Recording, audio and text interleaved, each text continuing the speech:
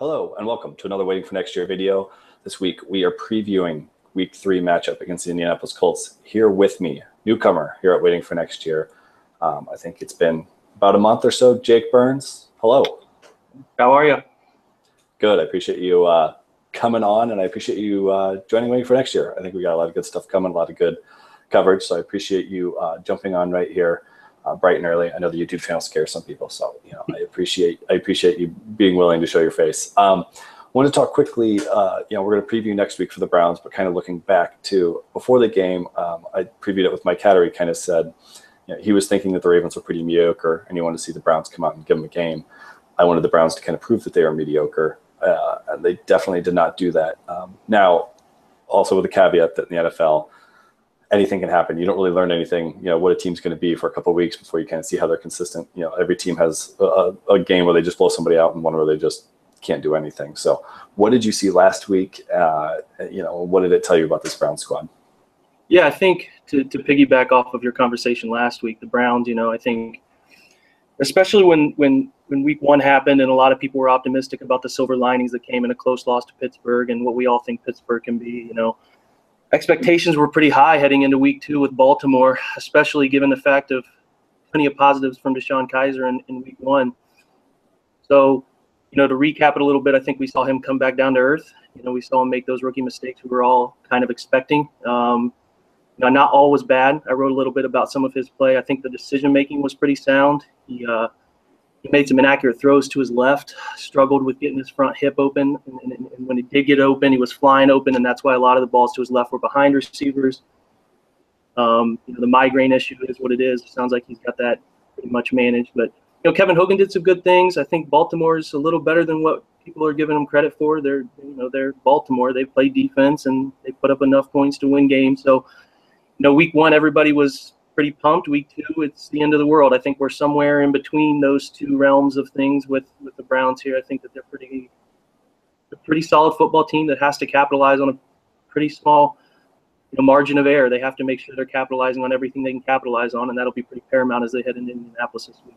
I'll tell you, I had a migraine last Sunday, and all I was doing was sitting on the couch watching football, and I almost had to tap out of that. So even without the migraine, I think it's fine for Kaiser to have a bad week. He's a rookie, whatever. It's a tough defense. First game on the road. That's fine.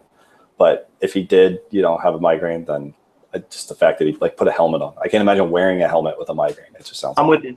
That stuff's tough, especially with the hollowing of the ears and everything like that. So it's impressive for him to come back.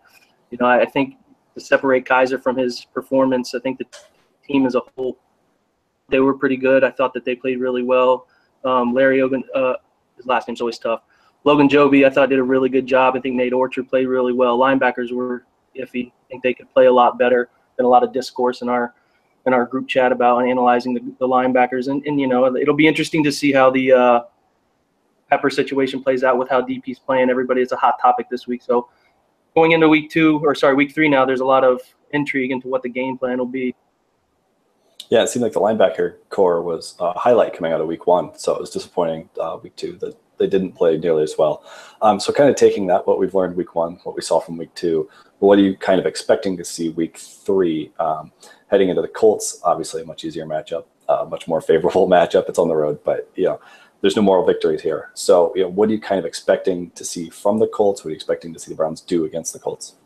Yeah, so week 3 here, I think as everybody looked at the schedule in the preseason, they thought this was where wins started to take place. If they could have split the first 2, that would have been ideal, but it didn't happen. Now we have 3 winnable games in a row here.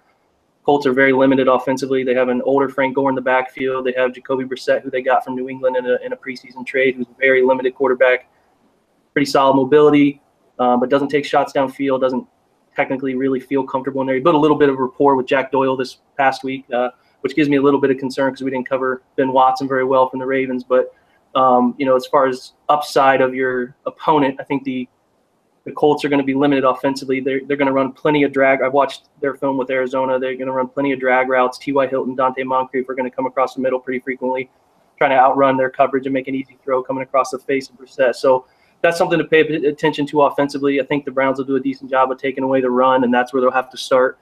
But then they gotta get some pressure on Brissett. Myles Garrett has been rumored to be walking out of It's out of a walking boot, so we'll see about him. I think he's going to be doubtful, but we'd love to have him back.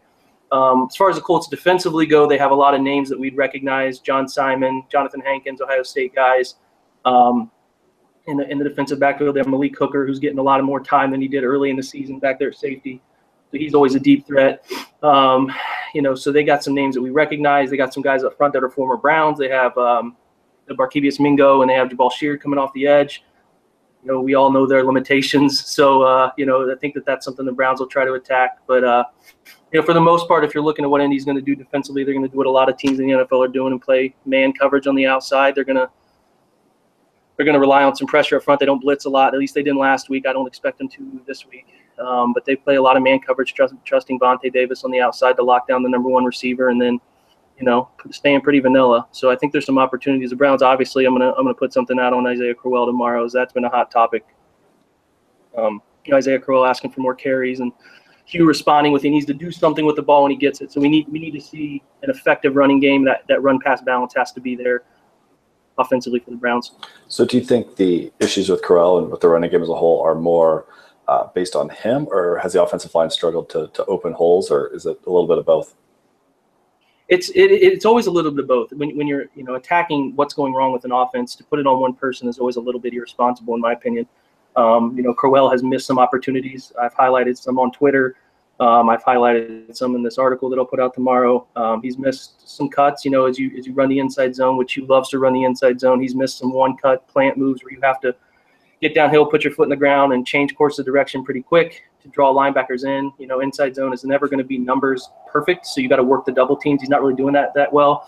There have only been 27 runs, so the opportunities have been kind of limited. So it's tough to always say that Crowell is the problem. He has missed plenty of opportunities, but there have been some plays where I think that an interior lineman misses the right angle with his hips, and it just sets everything away. I think they just have to run it more. They have to give it more opportunity. They have to run the power scheme, pulling that backside guard for the play side inside linebacker. Those angles help the line a lot.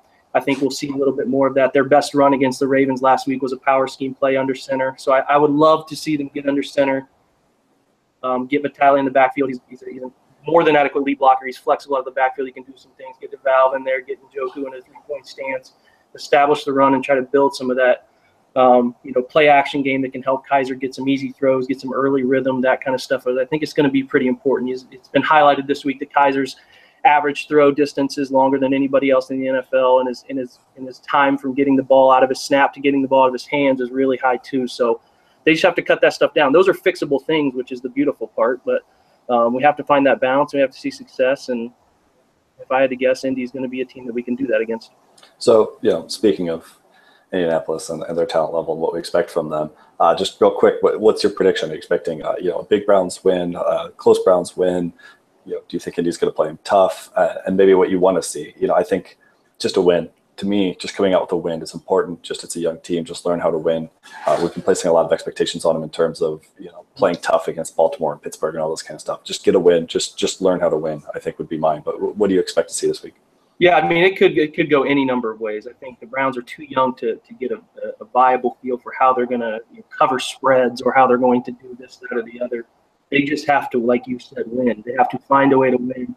I could see the Browns pulling something like a 27-10 win off, but I could also see them losing something close too. So, removing all the homerism I can out of my Cleveland fandom, which is tough at times. When I look at the film, I don't see a very good Indianapolis team. So, my hope here is that the Browns can figure out, like you said, a way to win, whether it's a point, whether it's a field goal, whether it's a couple touchdowns. They just have to get a win here for morale. Agreed. I think it'll be a much more fun town. It'll be a much more fun website, I think, if the Browns win, for all of us to be writing about that and talking about that. So, Jake, thank you so much for coming on. I appreciate it. Again, waiting for next year videos. Please like, comment, subscribe to our YouTube page. Tons and tons and tons of content coming out on this page all the time. So be the first to get it. Subscribe to the page. Comment if you like it. Share it with your friends. Watch it 100 times in a row. Whatever you need to do. Just, we enjoy having you here, so we appreciate it. This has been Waiting for Next Year, and we'll see you after the game.